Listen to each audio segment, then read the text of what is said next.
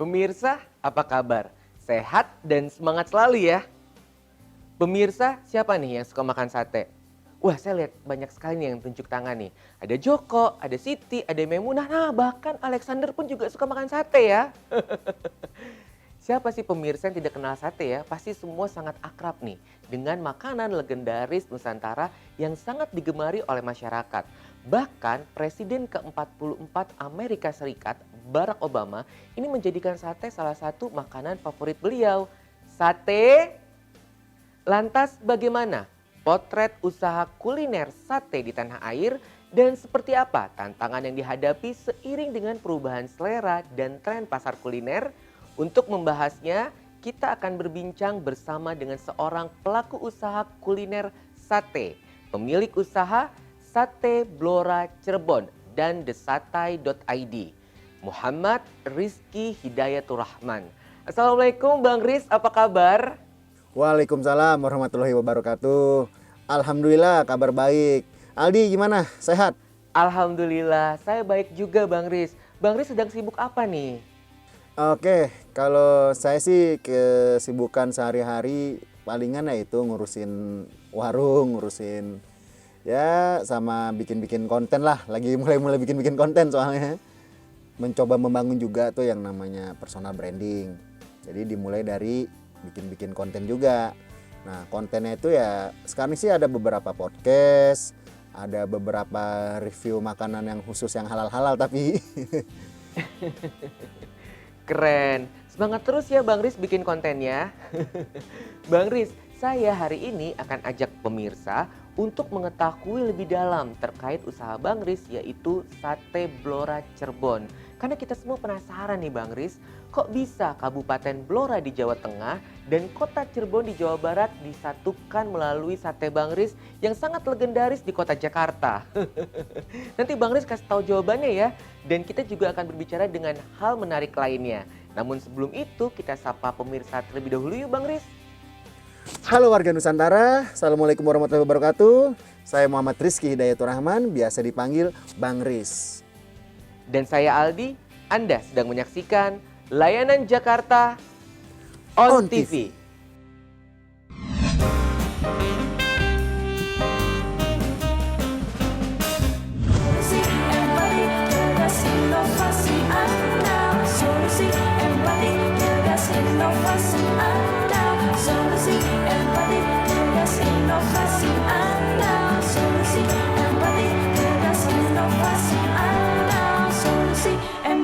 Tegas inovasi Anda.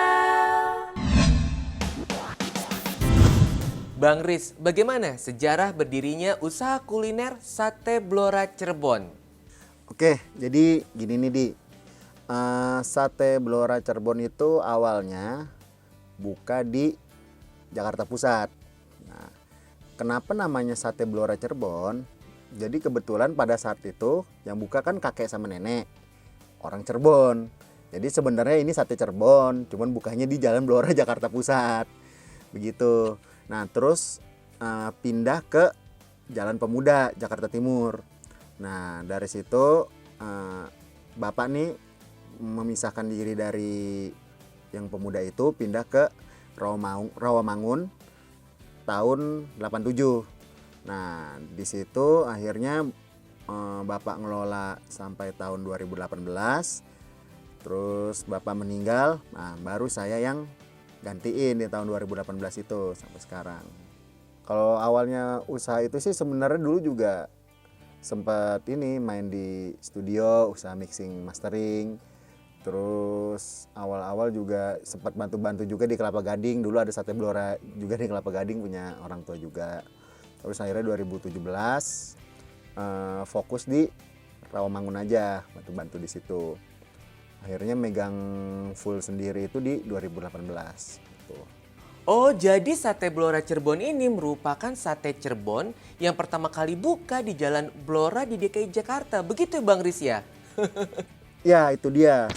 Wah, berarti saya selama ini salah tafsir nih Bang Riz. Saya pikir ini merupakan gabungan dari Kabupaten Blora dan juga Kota Cirebon Bang Riz. Lalu selanjutnya Bang Riz buka di Jalan Pemuda, begitu Bang Riz ya? Nah, Iya. kalau misalnya pertama kali bukanya di Jalan Pemuda, nama satenya bisa berubah nih jadi Sate Pemuda Cirebon, Bang Riz. Jadi pemirsa, kita jangan salah tafsir lagi nih, ternyata sate Blora Cirebon itu bukan sate Blora digabungkan dengan Cirebon pemirsa. Tetapi adalah sate Cirebon yang pertama kali dibuka di Jalan Blora. Berarti sate Blora Cirebon ini merupakan usaha turun-temurun yang dimulai dari kakek nenek Bang Riz ya. Wah, menarik sekali nih Bang Riz. Tentunya saya dan pemirsa ini akan mendapatkan berbagai pengalaman dan juga pengetahuan dari Bang Riz nih. Terkait usaha kuliner yang bisa terus bertahan hingga saat ini Bang Riz. Nah, terkait dengan hal itu sebenarnya apa sih Bang Riz hal paling utama yang harus diperhatikan oleh pelaku usaha, khususnya pelaku usaha di bidang kuliner? Oke, kalau ini sih saya jawab berdasarkan pengalaman aja. Jadi kalau berdasarkan pengalaman saya sendiri sih nomor satu yang paling penting itu sih leadership. Kenapa leadership? Jadi ini kan 2018 kan orang tua meninggal waktu itu. Meninggal, kebetulan sistem pada saat itu masih konvensional banget. Sangat-sangat konvensional. Bahkan ojol pun pada saat itu nggak ada juga. Nah, akhirnya waktu itu saya ngelola, nah seperti biasa karena perbedaan gap usia karyawan dan generasi baru yang terbilang jauh, jadi ada yang namanya krisis kepercayaan. Itu pasti bakal ada tuh, bahkan di semua perusahaan mungkin sih ya, mungkin. Akhirnya di situ ya sambil ngelatih leadership juga, terus sambil ngelatih manajemen juga. Biasanya sih kalau saya itu belajar ini dari webinar-webinar online. Jadi kebetulan ada mentor-mentor juga di situ yang ngajarin. Akhirnya paham kalau secara kerja sekarang itu ya udah nggak bisa dengan cara kerja seperti dulu. Nomor satu kan tadi itu leadership tuh. Nomor dua keuangan. Kenapa keuangan? Nah kalau keuangan itu adalah darah dalam semua bisnis. Karena ibarat kata di kondisi pandemi seperti ini, kalaupun omset kita turun, kita masih bisa naikin profit dengan ilmu keuangan. Karena kan ada materi itu namanya kan cash flow. Itu intinya nomor 2 itu keuangan yang penting. Terus yang nomor 3 itu baru teknisnya. Teknis kayak misalnya manajemen, supply chain, terus kayak misalnya operasional, SOP gitu-gitulah nomor 3-nya. Tapi intinya sih untuk mengaplikasikan semuanya ya itu nomor satunya harus leadershipnya dulu. Karena pengambilan keputusan kan semua di leadership. Apakah kita pengen ngeganti karyawan yang lama yang udah nggak cocok sama kita, itu kan di leadership semua. Apakah kita ingin ganti supplier, itu kan di leadership juga. Apakah kita ingin mengganti misalnya ada nih supplier juga cuman yang udah 30 tahun. Wah itu kadang-kadang dalam hatinya rasanya nggak tega gimana. Cuman kalau misalnya kita nggak ganti, dia melakukan kecurangan ya bahaya juga untuk bisnis kita. Jadi ya kadang-kadang dengan leadership itu kita harus mikir pakai logika dan mikir pakai hati juga. Itu intinya nomor satu leadership itu. Setuju Bang Riz, leadership atau kepemimpinan merupakan hal yang mutlak yang harus dimiliki oleh para pelaku usaha. Menarik ya pemirsa. Lalu apa nih strategi yang dilakukan oleh Bang Riz untuk menaklukkan berbagai tantangan yang dihadapi ketika pandemi COVID-19 melanda Indonesia saat ini? Pandemi ini kan memang nggak bisa diprediksi. Tiba-tiba tahun 2020 kemarin semuanya terdampak. Jujur pada awal 2020 kemarin bulan April pas PSBB yang paling pertama, kita semua kaget, kita semua tuh nggak ada persiapan apa-apa. Pokoknya penjualan semuanya drop lah, bahkan se-Indonesia drop semua pada saat itu. Kemudian setelah PSBB yang pertama ada PSBB transisi, udah boleh dine in lagi. Karena kan kita kan kemarin berat banget tuh nggak boleh dine in tuh, berat banget. Karena online juga waktu itu kita ojol belum siap, online belum siap, database customer belum ada semuanya. Nah kalau strateginya, jujur pada saat itu wah saya sendiri juga hopeless banget di. Jadi ya bingung gimana, ketemu sahabat saya untuk belajar dari salah satu platform. Di platform itulah ketemu mentor-mentor saya akhirnya yang baru-baru. Di situ diajarin teknik-tekniknya gimana, cara untuk survive di pandemi gimana. Intinya adaptasi. Kita nggak bisa pakai cara lama yang benar-benar lambat geraknya. Kira-kira kayak misalnya kemarin PPKM darurat nih. Wah ini mau naik nih kasus nih kan, kira-kira mau naik nih di. kasus mau naik, PPKM tahu-tahu jadi PPKM ketat. Wah, di situ ini ada kemungkinan lagi nih di PPKM berikutnya bakal jadi lebih ketat, gak boleh dine in lagi kan. Akhirnya saya rapat sama semua tim, rapat kira-kira begini persiapannya, gimana persiapannya, kuatin online-nya, siapin database semua, terus siapin makan di mobil dapat promo apa, misal dapat promo 10%, terus siapin delivery, itu udah disiapin semuanya.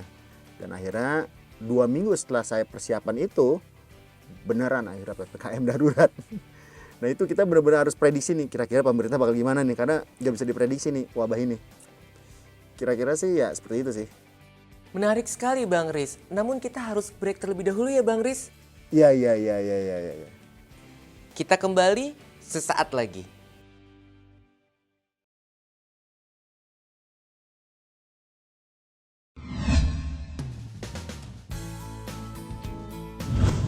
Pemirsa, masih di layanan Jakarta On TV dan saat ini kita juga masih terhubung secara virtual bersama dengan seorang pelaku UMKM di bidang kuliner, pemilik usaha Sate Blora Cirebon dan desatai.id, Muhammad Rizky Hidayatur Rahman. Bang Riz, kita lanjutkan lagi nih obrolan menarik kita Bang. Tadi saya sangat tertarik nih di segmen sebelumnya Bang Riz sudah sampaikan bahwa Sate Blora Cirebon ini pertama kali didirikan tahun 1987 oleh kakek nenek dari Bang Riz. Kemudian dilanjutkan oleh orang tua Bang Riz dan saat ini dilanjutkan oleh Bang Riz sendiri. Nah ini tentunya sangat menarik nih Bang Riz karena Sate Blora Cirebon ini telah melewati berbagai macam zaman dan terus eksis hingga saat ini Bang Riz. Dan saya baru saja nih kemarin memesan Sate Blora Cirebon juga Bang Riz. Nah ini hal menarik apa nih Bang Riz yang bisa bagikan kepada pemirsa layanan Jakarta On TV terkait dengan tantangan dan juga rintangan yang dihadapi oleh Sate Blora Cirebon dari mulai awal dulu sampai dengan saat ini. Silakan Bang Riz. Oke, jadi gini kalau saya sendiri sih bisa mengatakan kalau baik kita melanjutkan usaha ataupun kita merintis, itu sulitnya juga ada tingkat kesulitan masing-masing. Nah, kalau tantangan saya itu waktu awal-awal Bapak meninggal, itu kan udah 30 tahun, ada yang namanya krisis kepercayaan. Itu ada waktu itu sistem juga masih sistem jadul banget lah ibarat kata lah, yang memungkinkan untuk zaman sekarang itu sangat mudah untuk terjadi yang namanya kecurangan. Nah di situ kan ada karyawan yang udah lama-lama juga, kasarnya kan kepercayaan. Nah cuman akhirnya makin kesini tuh makin kelihatan. Nah di situ kita harus berani ngambil keputusan untuk berani gini tega untuk ngekat orang yang udah 20 tahun 30 tahun. Tapi kalau dibiarin, anggaplah ada 10 orang, 9 orangnya baik, 1 orangnya virus, tapi 9 bisa ketularan gara-gara 1 orang. Gitu dikira-kira. Terusnya ada yang namanya supplier bandel, itu juga ada aja. Ada supplier yang udah bertahan lama banget, misalnya udah 20 tahun, 30 tahun, ya tega nggak tega. Karena kalau misal kita sama nih orang terus, yang ada nanti kita kegerus terus nih dalamnya, ini bahaya nantinya. Ini juga nanti bakal jadi virus. Karena kan di kondisi pandemi seperti ini, itu tuh kita benar-benar harus memperkuat yang namanya sistem. Kalau sistem nggak kuat, nanti goyangnya gampang banget. Yang kuat aja goyang, apalagi sistemnya nggak kuat. Sampai situ tuh kira-kira. Terus di zaman sekarang kan ini kan perubahan cepat banget. Nah di situ kita sebagai pengusaha era sekarang itu dituntut untuk yang namanya belajar terus. Kalau kita nggak belajar, ilmu itu kan update terus. Nanti kita pasti akan ketinggalan. Karena ibarat kata, kita ngomongin legal saja deh sekarang, legal. Pajak aja kan pasti ada perubahan. Kita harus belajar lagi sistem baru pajak seperti apa. Perizinan kan pasti ada perubahan. Kita harus mempelajari lagi sistem perizinan terbaru itu seperti apa. Marketing, brandingnya itu semua juga ada perkembangan. Jadi kalau misalnya kita tetap stay sama cara lama yang gitu-gitu aja, ya agak susah untuk di era digital sekarang. Apalagi kita sekarang menghadapi yang namanya triple disruption. Yang pertama disruption COVID, jelas. Kedua milenial. Yang ketiga teknologi. Milenial itu kita pelajarin sifat nih milenial ini seperti apa nih, cara belanja mereka gimana. Terus teknologi sudah jelas, teknologi itu kadang-kadang bisa mematikan beberapa bisnis. Kayak misalnya e-book bisa mengancam koran seperti itu. Terus berita online bisa mengancam koran juga. Itu salah satu contohnya. Terus sama tadi COVID. Kalau COVID ya karena COVID ini kita mesti tahu cara distribusi yang baru seperti apa. Terus cara menjual yang baru seperti apa. Itulah yang anak-anak muda itu sekarang lebih kompeten dibanding pendahulunya yang kalau nggak mau belajar. Itulah makanya harus banyak belajar di era seperti ini. Oke, jadi 2018 orang tua meninggal, saya nerusin sendiri. Di situ pun juga saya berusaha mempertahankan konsumen-konsumen kita yang sudah loyal. Karena kan Sate Blora Cirebon kan sudah berumur 30 tahun dari tahun 87. Terus terus salah satu pelanggan kita itu adalah Bapak Anies Baswedan. Kebetulan beliau juga sudah langganan sejak lama dari sebelum jadi gubernur. Kebetulan waktu itu beliau lagi acara bebas tuh. Kenapa saya tahu acara bebas? Nah, biasanya kalau beliau makan itu kalau ada Satpol PP, kalau ada Disub, wah ini kayak lagi tugas nih. Cuman nggak ada Satpol PP, nggak ada Disub, berarti acara bebas. Acara bebas, dan kebetulan beliau saat itu kayaknya sama temennya juga ya, karena bajunya kan baju-baju bebas gitu ya. Pokoknya kalau Pak Anies itu setahun sih ada aja sih. Alhamdulillah 1-2 kali makan di Sate Blora Cirebon. Terima kasih ya Pak Anies sudah jadi pelanggan loyal. Boleh Pak, ditunggu lagi Pak kunjungannya Pak. Saya senang banget Pak. Baik Bang Riz. Assalamualaikum warahmatullahi wabarakatuh. Yang terhormat Gubernur DKI Jakarta Bapak Anies Rashid Baswedan. Mohon izin Pak, sudah ditunggu oleh Bang Riz untuk makan Sate Blora Cirebon kembali nih Pak. Seperti itu ya Bang Riz. Nah, keren tuh, cakep. Bang Riz, bagaimana Bang Riz melihat perkembangan bisnis kuliner di tanah air saat ini? Dan apakah kuliner masih menjadi sektor yang cukup menjanjikan di masa mendatang Bang Riz? Oke, jadi kalau yang saya lihat dari kuliner sate di Indonesia, kalau saya sih tetap optimis. Kalau kuliner tradisional itu nggak ada matinya. Kayak misalnya salah satunya sate, terus ada lagi nasi padang, terus ada lagi ketoprak. Ya pokoknya yang tradisional khas Indonesia lah. Kalau saya lihat dari pasarnya di Indonesia sih tentunya luas banget. Karena makanan-makanan Indonesia seperti ya nasi uduk, sate, itu sudah jelas tervalidasi. Pasarnya sudah ada dan pasarnya sudah luas. Kalau saya sendiri sih untuk eksplorasi sih ada yang namanya Desatai. Desatai itu jadi salah satu anak perusahaannya Sate Blora Cirebon. Jadi saya ngambil beda segmen. Nanti ke depannya di situ ada bulgoginya, ada taichannya, ada barbecue yang lebih ke anak muda lah pokoknya. Pokoknya nanti mau dibikin tempat nongkrong juga. Wah, menarik sekali Bang Riz. Artinya Bang Riz terus memperluas usaha Bang Riz dengan mendirikan unit usaha baru yaitu desatai.id. Luar biasa. Semoga semakin sukses dan semakin berkembang Bang Riz. Siap, terima kasih. Lalu apa nih Bang Riz perbedaan yang mendasar antara desatai.id dengan Sate Blora Cirebon? Silakan Bang Riz. Yang beda jelas dari segmennya. Kalau Sate Blora Cirebon ini kan memang sudah lama, dari tahun 87, kasarnya udah 30 tahun lebih. Jadi kalau dari segmennya jelas lah, kita kan restoran keluarga, orang-orang yang umurnya rata-rata 30 ke atas. Tapi kalau Desatai, ini saya lebih menargetkan ke anak-anak yang lebih muda. Maksud saya target market yang lebih muda, anak-anak muda. Jadi nanti di sana itu ada variasi menu kayak bulgogi gitu tuh, bulgogi, taichan. Kalau untuk cara menjualnya tentunya juga beda, cara pemasarannya pun juga beda. Ibarat kata dari platform aja kan ada beberapa platform nih. Ya kalau misalnya Sate Blora mungkin lebih di Facebook Ads, kalau ini di Instagram Ads atau mungkin di TikTok. Karena sudah jelas TikTok walaupun ada beberapa orang tua yang main juga, cuman kebanyakan kan yang muda-muda. Apalagi yang muda-muda itu kan dikit-dikit viral, di rame, dikit-dikit kelihatan enak langsung di share. Nah itu kita manfaatinnya di situ. Jadi makanya kan ada sate bulgoginya, atau mungkin nanti mozzarella pakai bulgogi lah atau apa, itu untuk menarik anak-anak mudanya. Atau mungkin kita bikin bikin sate secara masif yang jumlahnya ada banyak gitu. Itu juga untuk menarik yang anak-anak mudanya, karena anak muda sekarang kan dikit-dikit gadget, apa-apa dikit-dikit nge-share. Beda sama sate Blora. Kalau kita cara jual itu ya lebih ke Facebook Ads, yang banyak kan ya orang-orang yang 30 tahun ke atas lah sekarang lah banyak pakai Facebook. Wah, kita jadi punya banyak ilmu di Bang Riz.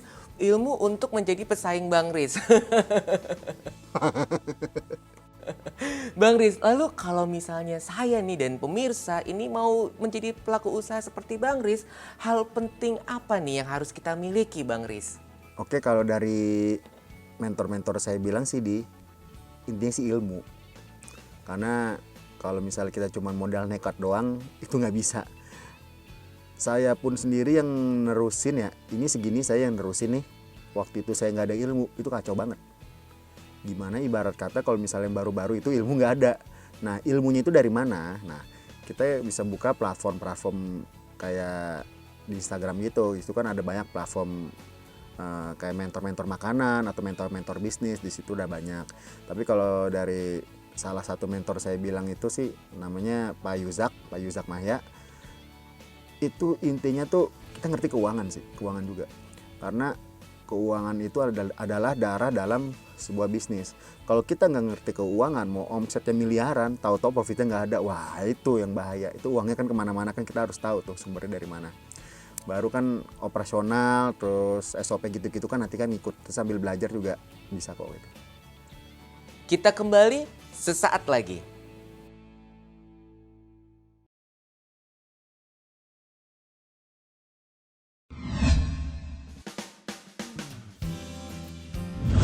Pemirsa, masih di layanan Jakarta On TV, dan saat ini kita juga masih terhubung secara virtual bersama dengan seorang pelaku UMKM di bidang kuliner, pemilik usaha Sate Blora Cirebon dan desatai.id, Muhammad Rizky Hidayat Turahman. Bang Riz, kita akan bahas hal yang lain lagi nih Bang Riz, yaitu terkait dengan penyelenggaraan pelayanan publik, khususnya pelayanan perizinan dan non-perizinan di Jakarta.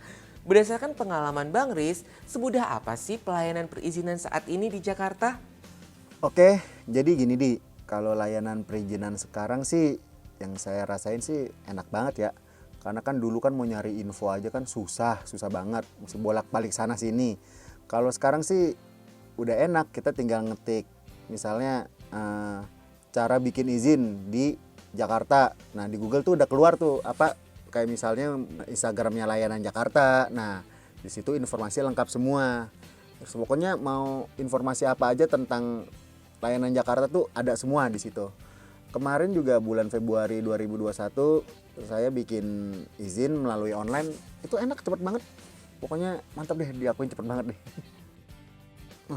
Oke warga Jakarta semuanya, mari kita semua urus izin sendiri tanpa perantara. Karena urus izin sendiri itu mudah. Alhamdulillah. Terima kasih Bang Riz. Apresiasi diberikan kepada Bang Riz dan warga ibu kota lainnya yang telah mengurus perizinan dan non-perizinan secara mandiri tanpa menggunakan pihak ketiga. Semakin membuktikan bahwa di Jakarta urus izin sendiri itu mudah. Setuju ya pemirsa? Lalu menurut Bang Riz, apa makna penting perizinan bagi para pelaku usaha? Silakan Bang Riz. Kalau makna perizinan itu sih kebetulan kan saya ada kawan ini kebetulan kan konsultan hukum lah. Dia bilang bisnis itu harus legal, termasuk perizinannya, termasuk hakinya, semuanya. Nah, disitu saya tanya emang kenapa mesti legal? Ya karena nanti dengan adanya izin itu kita kan otomatis kan terdaftar ke negara. Jadi nanti nggak ada oknum-oknum yang ngaku-ngakuin itu bisnis siapa, nggak ada oknum-oknum yang datang-datang malak-malakin duit, misal kayak preman gitu kan tuh. Kalau ini kan udah jelas kita sudah izin ke Pemda saja bahkan tuh ngizinin tahu-tahu ada preman kan nggak mungkin kan. Itu sih pentingnya sih di situ. Jadi kalau misalnya kita punya perizinan, itu juga sebagai perlindungan hukum bagi kita para pengusaha. Jadi kan takutnya kan nanti ada hal-hal yang tidak diinginkan kan, jadi kita udah dilindungi secara undang-undang. Baik, Bang Riz, sebagai seseorang yang sudah dekat dengan dunia usaha sejak usia dini, ini saya jadi penasaran nih Bang Riz dengan pandangan Bang Riz terhadap anak muda saat ini, yaitu khususnya bagi mereka yang telah menjalankan usahanya sendiri. Silakan Bang Riz. Kalau yang saya lihat dari anak-anak muda yang sekarang sih udah mulai cukup cepat sih perkembangannya. Anak kan diperhatiin banyak juga sih anak-anak muda yang sudah mulai memanfaatkan platform online untuk jualan. Tapi kalau kita bicara bisnis kan bisnis nggak cuma kuliner dong, ada bisnis jasa gitu-gitu kan, bisnis fotografi, bisnis video, bisnis baju gitu-gitu kan. Nah itu anak-anak muda sih memanfaatkannya lebih di online shop sih. Setuju Bang Riz, sistem online dan digital platform ini memang sangat dekat dengan anak muda ya Bang Riz. Bang Riz, lalu apa nih rencana ke depan yang akan Bang Riz lakukan khususnya terkait dengan usaha Sate Blora Cirebon dan desatai.id? Silakan Bang Riz. Oke, jadi rencana ke depannya ini kita kan sekarang kan lagi membuat sistem baru. Jadi sistem dari konvensional menjadi lebih modern, termasuk di sate pun sama sistemnya, cuman bedanya kan segmennya aja beda. Nah, kalau untuk Sate Blora Cirebon sendiri, kita ini lagi bikin sistem untuk nanti ke depannya akan ada kemitraan. Nah, kemitraan nanti gimana ya, nanti sistemnya lagi dirancang dulu sekarang. Jadi ya pelan-pelan dari legalitasnya semua diatur semuanya, terus semuanya dibangun, kayak misalnya hakinya semuanya dibangun ulang dulu semuanya, logonya berubah juga. Jadi ya nanti ke depannya sih akan memperlebar sayap.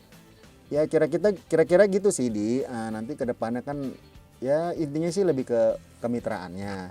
Ya Aldi sih tolong doain aja. Nanti ke depannya kalau misalnya kita mau bermitra juga boleh banget dong. Siap, kita harus segera realisasikan untuk bermitra nih Bang Riz. Nah, keren tuh, cakep. Tentunya saya dan pemirsa ini juga akan selalu mendoakan semoga usaha Bang Riz dapat terus meraih kesuksesan dan keberkahan dari Allah Subhanahu wa taala. Amin. Bang Riz, nampaknya kita sudah sampai di penghujung acara nih Bang Riz. Namun sebelum mengakhiri, pesan atau semangat apa yang ingin Bang Riz sampaikan kepada warga Nusantara, pemirsa layanan Jakarta One TV, khususnya kepada mereka yang saat ini sedang menjalankan usaha? Silakan Bang Riz. Intinya sih jangan cepat puas. Karena kalau kata guru saya, cepat puas itu ya akhir dari segalanya. Ibaratnya kalau kita sudah mendapat tujuan, relax dulu sebentar, rayakan kecil-kecilan, baru mikir apa nih berikutnya nih, what's next nih berikutnya. Baru kita gas lagi. Banyak belajar sih, banyak belajar dari webinar, banyak belajar dari buku. Karena dari baca buku, dari kita ikut webinar, disitulah kita dapat insight nantinya. Terus jangan lupa juga untuk silaturahmi, karena kalau silaturahmi itu kan selain membuka pintu rezeki, kita juga bisa dapat insight dari orang-orang yang kita temuin nantinya. Terus belajar dan silaturahmi merupakan kunci menjadi pengusaha sukses. Wah, luar biasa Bang Riz. Bang Riz, terima kasih atas obrolan hangat dan waktu yang telah diberikan. Sehat dan semangat selalu ya Bang Riz. Oke Aldi, sama-sama. Terima kasih banyak atas kesempatannya. Terus dukung pelaku UMKM di tanah air dengan berkolaborasi menggerakkan perekonomian bangsa. UMKM bangkit, ekonomi tumbuh. Sampai bertemu di episode selanjutnya. Salam setia melayani Jakarta.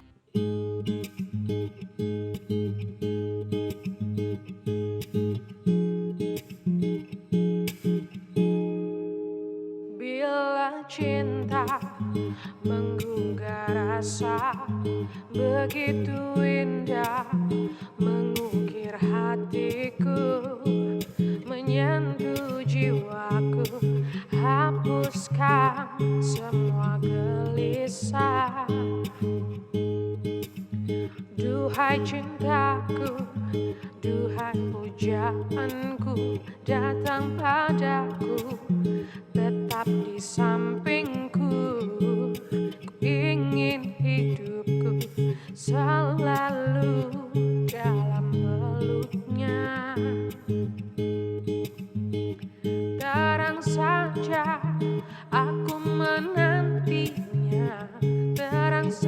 saja aku mendambanya, terang saja aku merindunya, karena dia begitu indah, begitu indah, begitu indah, begitu indah, begitu indah. Perlu mengurus izin? Di Jakarta, urus izin sendiri itu mudah. Urus izin sendiri itu mudah. Urus izin sendiri itu mudah.